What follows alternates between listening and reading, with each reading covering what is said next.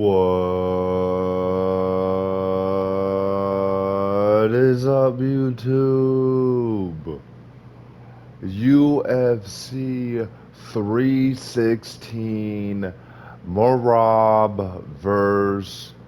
O'Malley, the rematch that nobody wanted outside these rainbow colored looking I'm not gonna say. Either way, we have such a mediocre pay-per-view card. I don't want to get into it because I'm going to get hot here in a second. But either way, as long as Merab wins, we'll be good. But can't really expect too much from this card, to be completely honest. It's alright, but it's just like they kind of just slapped some things together last second. We got 13 fights. We're gonna break it down. We're gonna see what's up. And we're gonna start with the first fight. And that is Markel Medeiros versus Mark Joinski. I don't even care if I said that right because I'm not even picking him. I'm picking Medeiros.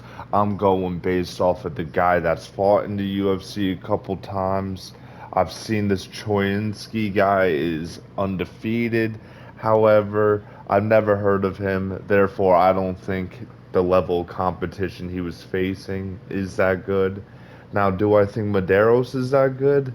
Not really, but I think he's serviceable. He'll be in there. He'll find a way to win. I was feeling dangerous. I picked second round knockout for Madero since it's a short notice fight, but would not be surprised if we get a boring decision. On to the next fight. We have Quillen Salkild versus Yanel Ashmus. The Battle of Australia versus Israel.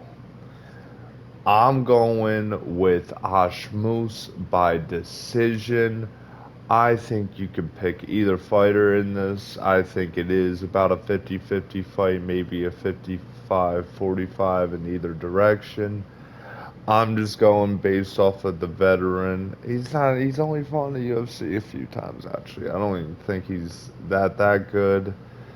But Ashmus is dangerous. Quillen had a great debut. He almost made it on the watch list. I forget what he did to not earn a spot on the watch list, but essentially it was he's an up and comer for lightweight coming out of Australia or New Zealand, one of those Oceania region countries, whatever. But I'm gonna rock with Ashmus by decision. Nothing really screamed to me that Salkill was gonna get this done that easily. But if he does, if he beats Ashmus, whether it's a non-competitive decision. Oh, Diamond, first one. Hold on. What? Yo! Yo, I just packed Trout. First pack. Oh, man, this life is crazy. But either way, yeah, if Salkild wins by, let's say a competitive decision or non-competitive decision or finishes as Moosh, he probably makes it on the watch list, in all honesty. So, I'm going Ashmus. Wouldn't be surprised if either fighter wins. On to the next fight, we have Ju Sang Yo versus Jeka Sergi. I'm going with Yo by KO round one. Sergi's very sloppy. He's kill or be killed. I don't even know too much about Yo, but I can't really trust Jeka Sergi. It just felt disgusting if I was going to put money on him. So, for that reason, I'm going Yo, first round KO. I think it's going to be a war for all the 2 or 3 minutes that'll last. And he's just going to be the one to find the chin. So, we're going Yo, and we'll go from there. On to the fight of the year contender. How is this on the early prelims? I don't know.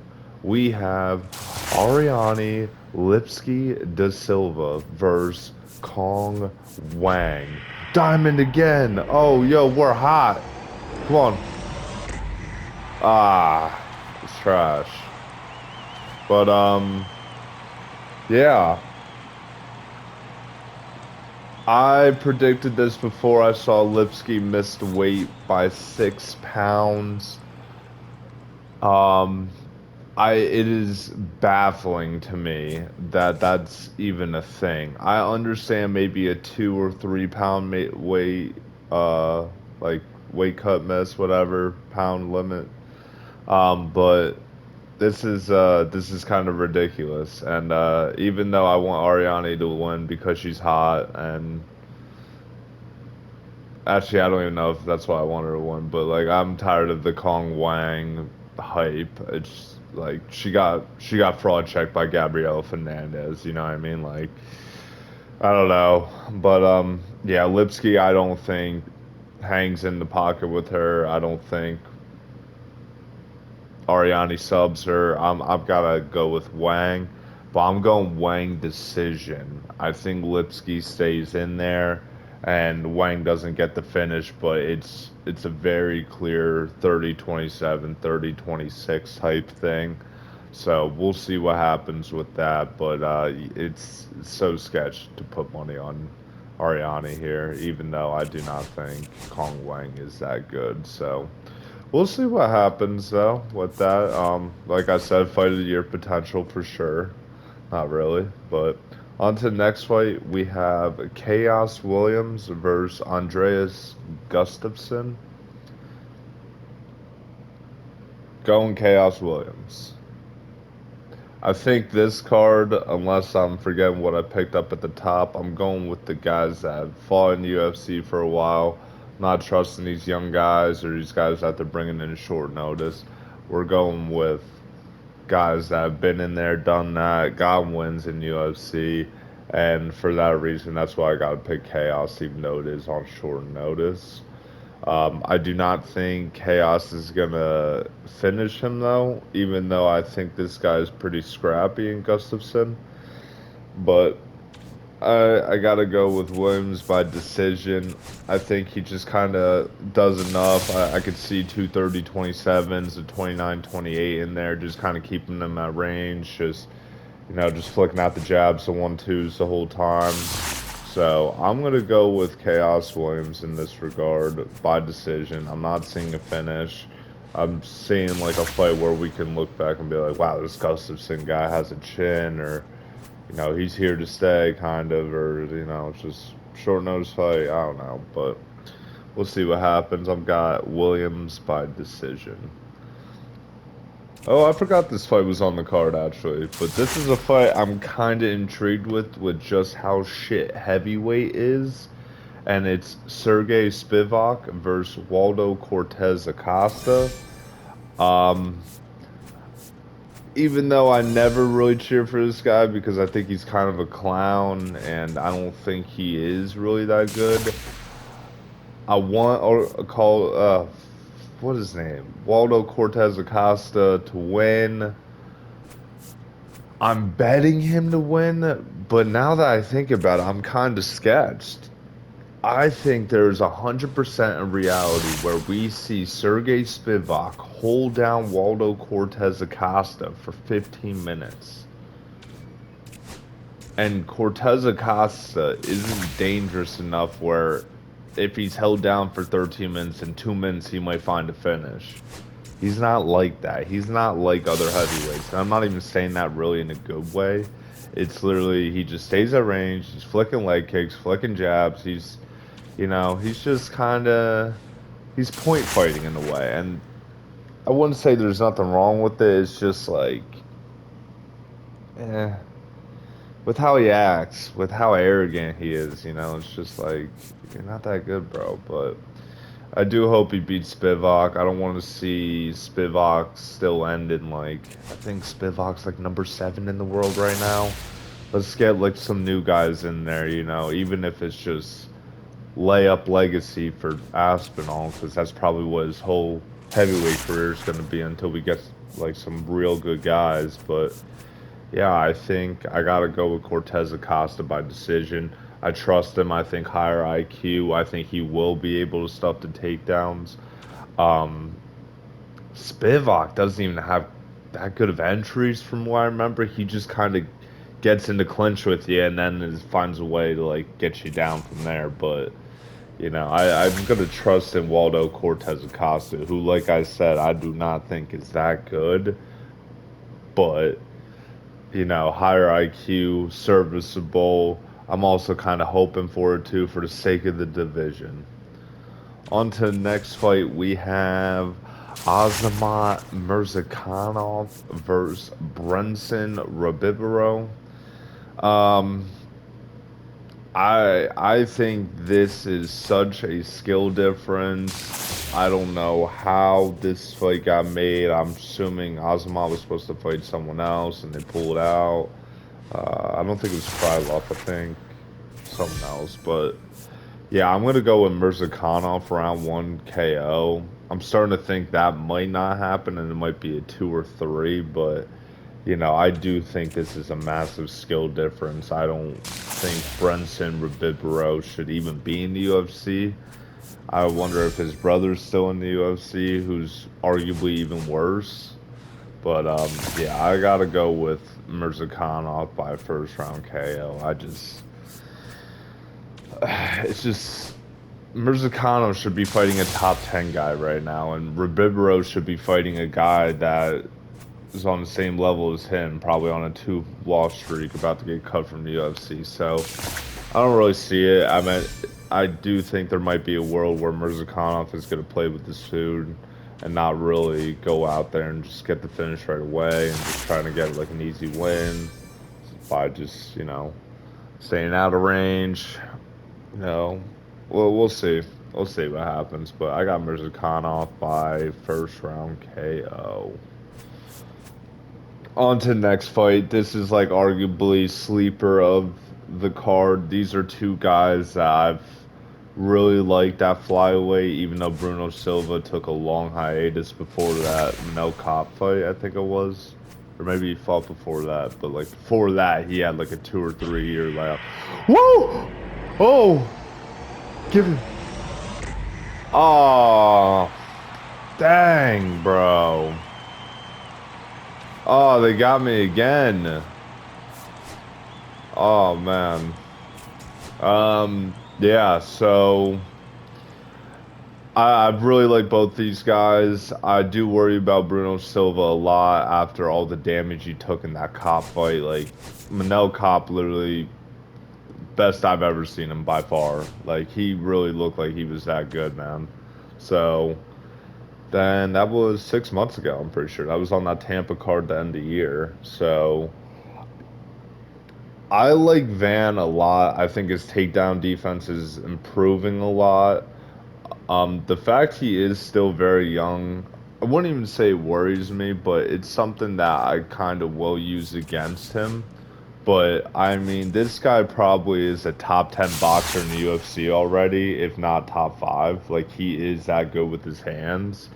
Um, I wish he had some sort of power with it though. That would be pretty cool because then he would be finishing all these guys. But I mean, he's so clean with his striking, his combos. It's insane.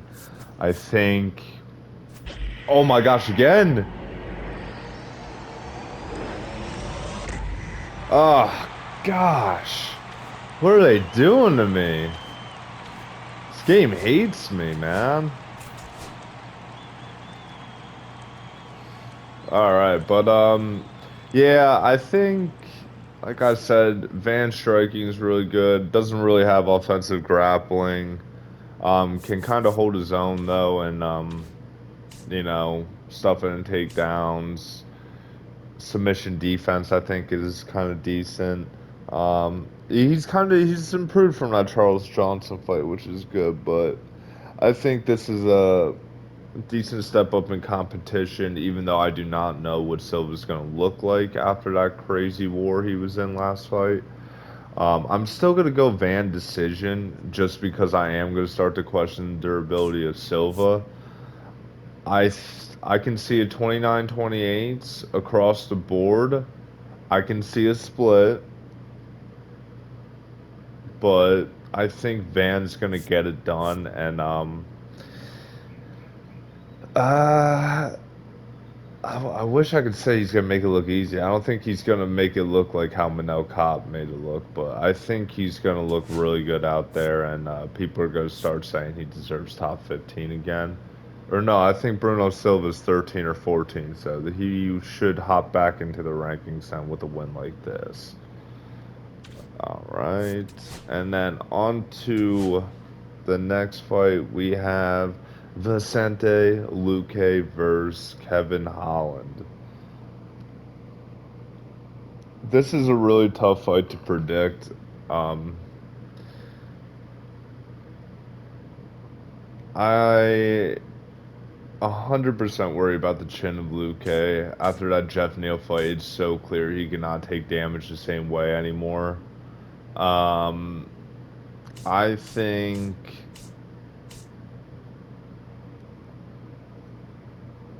Ooh. I think Luque is gonna grapple Holland most of the time, and he's gonna win by a split decision or also a 29-28 across the board decision.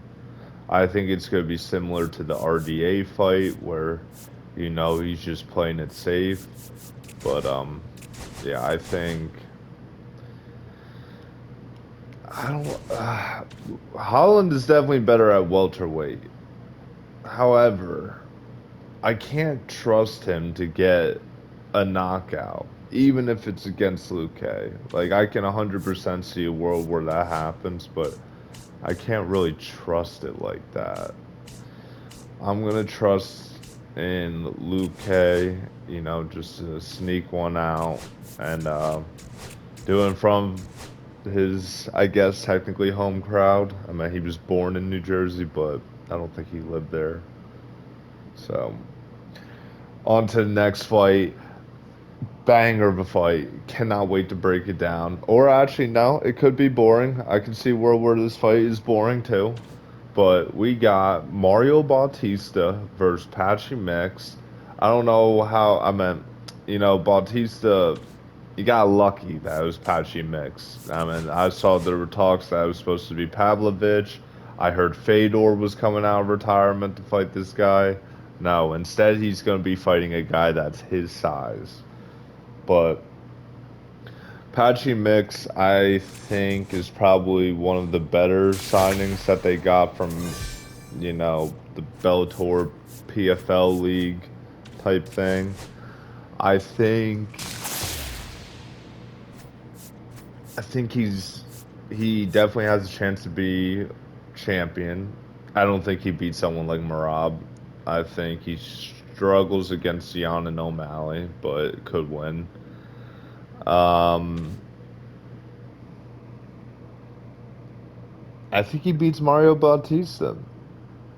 I know Bautista. I mean, yeah, we can talk about the Aldo fight and what he did to our boy and how criminal that was, but Mario Bautista is a very well-rounded fighter.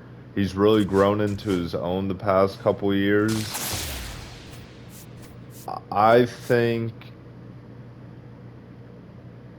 I think there's some danger here for Patchy Mix, but not too much danger where I think Mario Bautista is going to win the fight. So I felt like doing something crazy here. I know Bautista has pretty solid jiu-jitsu. And I'm going Patchy Mix third round sub. He gets out of nowhere, and then, people are going to be jumping on the train. And then Bantamweight's going to start to be kind of fun again. Not that it really wasn't fun, just not as many contenders coming up right now. That's why we had this shit rematch that we'll talk about in a second. It's the main event, but either way, I mean, that's pretty solid.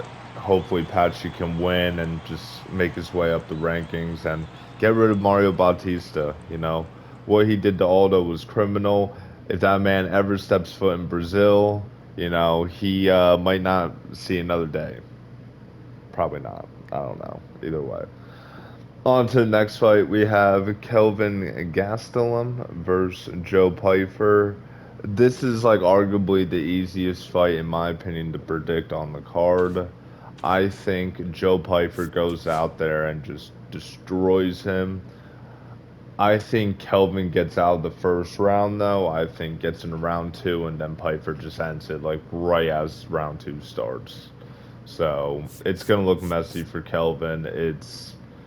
What a downfall he has had, though, for sure. But it's also just a horrible matchup. Like Joe Pyfer. I mean, I was watching. What was it? Well, it wasn't the ceremonial weigh-ins. I think it was just a press conference, or I saw like clips of it, the highlights on like the page or whatever, and you know, it. Wait on. Oh yeah, we're good. It just he was so much bigger. Like it's like Gaslam looks like he could really be a featherweight if he really was disciplined enough. So yeah, I think Piper just walks right through him, man. It's gonna be pretty bad. Um, and then yeah, Piper can start to look top 15 again. And honestly, I'd be fine with the Jack Hermanson rematch. Where's Jack Hermanson been? They can fight. Oh man, pulling diamonds, but they're all kind of trash. Yeah, so I got played for second round KO. Um, there's there is I'm saying this right now, and I know MMA. I know nothing is ever a lock, but there is no way that Kelvin Gastelum can possibly win this fight, right? Like if this happens, bro, like I cannot with this sport, man. Like that would be the craziest thing ever. 5'9". It's whatever. I don't even want to talk about it. This fight's so stupid. But yeah, Piper probably got one. On to the next fight. We have the real main event. This is the one we've been waiting to see. Winner fights an unretired, off the steroid cycle, Amanda Nunes. We have Juliana Pena, the Venezuelan vixen, versus Kayla John Cena with the wig Harrison. Insane fight. They finally got it right with the matchmaking. But I'm gonna be honest, I've been very back and forth this whole week on this. My brain says Harrison decision, but my heart says Pena fourth round sub. I already locked it in though. I did say Harrison decision. I'm starting to regret it. I do not trust the cardio of Kayla Harrison. I do think that there is 100% a way for her to win. That's why she's a minus 600 favorite. But decision's kind of sketch. I just don't know. Where does she beat Juliana Pena? Like, how does she finish her? Like that's my thing. Like if anything, it's a decision, and it's probably boring too. Honestly, like Kayla Harrison's probably going to be worried about gas now because that's what happened the last time she fought in a 5 rounder against Larissa Pacheco or whatever her name is. But and she's cutting down 10 extra pounds 2 years later as she's older. Oh, dude, if Juliana wins, I'm gonna hurt myself so much for not picking her. But yeah, I just don't see a world where Harrison subs her. Harrison definitely doesn't KO her. You know, I mean, I saw Amanda Nunes give everything she had for her in 25 minutes, and Juliana was still standing. Granted, her face looked horrible, like didn't even recognize her. But whoa, whoa, whoa, whoa, whoa! Oh my gosh, we're on a roll today. Oh my goodness, we're popping off. That was crazy, but yeah, either way, I'm gonna go with Harrison by decision. It's gonna be like one of those where it's like 47, 48, or no, 48, 47s across the board. You get the random 49, 46. That doesn't make sense because Pena's gonna win the last two rounds clearly. Like it's just gonna be a weird fight like that, honestly. So that's what I got though. I think I wish I could say it'd be a fun fight. It's not gonna be a fun fight, honestly. I don't know, man. I'm not even just saying this. Every time Juliana Pena fights, man, I'm always somewhat locked in. I don't know why. Maybe I have a mental disability or something. On to the next fight, we have the rematch that nobody wanted besides the UFC and all the O'Malley fanboys. Merab versus O'Malley 2. Oh, I hate this sport. Why? Makes no sense why they did this. I'm actually so mad right now. I was way more mad too a long time ago. Now I'm just like, I'll just get it over with. Just rip it off like it's a band-aid. You know, it's whatever. Ah. As a Marab fan, which is crazy, a year ago I wouldn't even imagine myself saying that. As a Marab fan, I should want this rematch because I would think that he does it just as easy, if not easier, than the first time. Considering it was 9 months ago, O'Malley was injured most of that time. He was on that, wasn't even a hiatus, it was 9 months ago. However, I think a small part of me, the reason why I didn't want this rematch, and this is based off of no evidence of the first fight. This is just based off of the fighter's skills and how the sport works. A small reason why I did not want this rematch is because I have a bad feeling O'Malley's gonna win. Not very much evidence to back it up outside of the fact that he can randomly catch him. And unfortunately, I think it's going to happen. And I'm going to be sick. I'm not going to know what to do with myself. And then we're going to have this Fruit Loop be champion again. And it is Pride Month, so it makes sense. And I did see somebody say I saw someone say something about like if it's a decision, even if it looks like it's should be a Marab fairly easily decision, they're gonna give it to O'Malley because they're struggling with the TV deal and they want to make sure they have some sort of asset, especially with the whole John Jones fiasco that's gone so out of control at this point. It's actually like a movie. So I can't believe it, dude. I'm going O'Malley. I am gonna bet the KO though. I'm gonna say third round KO.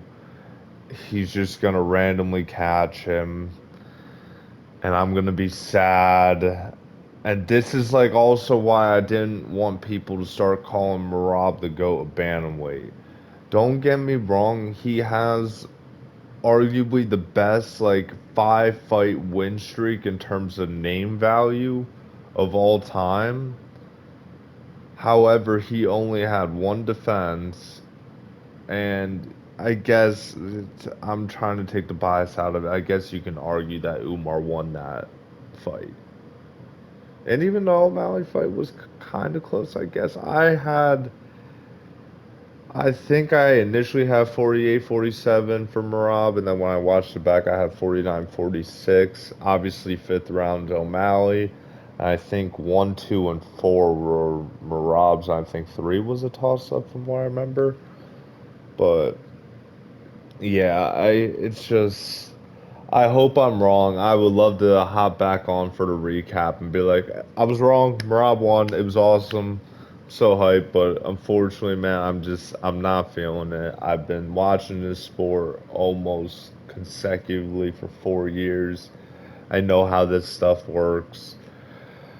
It's a shame. Ah, pain. So much pain. Oh man. And then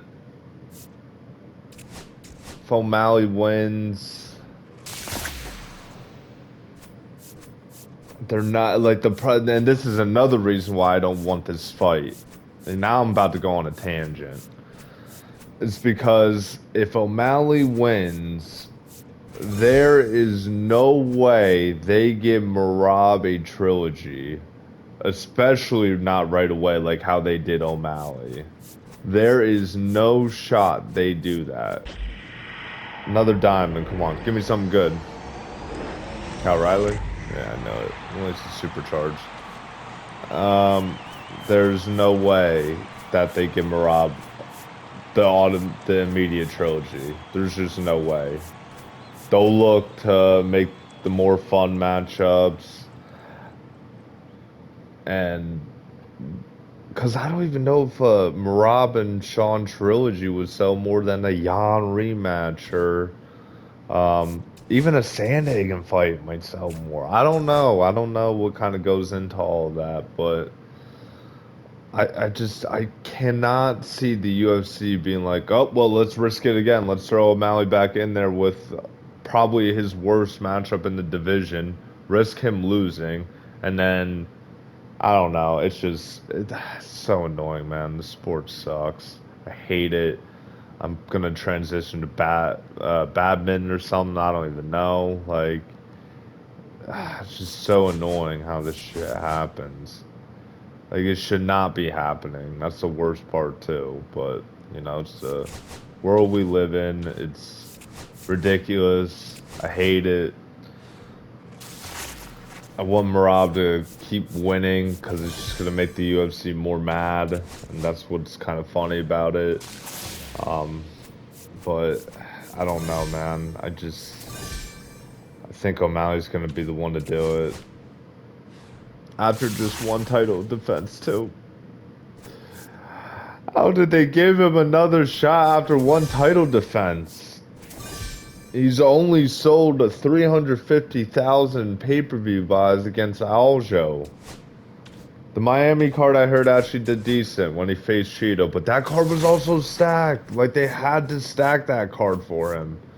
And then they had to put him on the Sphere because it was the biggest sporting event of all time, type thing, or whatever, however they were promoting it. The best production of all time. And then he used it as an excuse, saying that the lights were too bright. Or that's what Tim Welch said. And then, I just saw something on Instagram this morning saying, I hope this is actually a lie. It might have been a meme now that I'm thinking about it, but it looked pretty legit. It was like he saw an owl dead on the ground 10 days before his fight. Like, what? What does that mean? That does not pertain to anything. It does not. It's just absolutely crazy. Either way, I'm out of here, YouTube. I've heard enough. I've seen enough.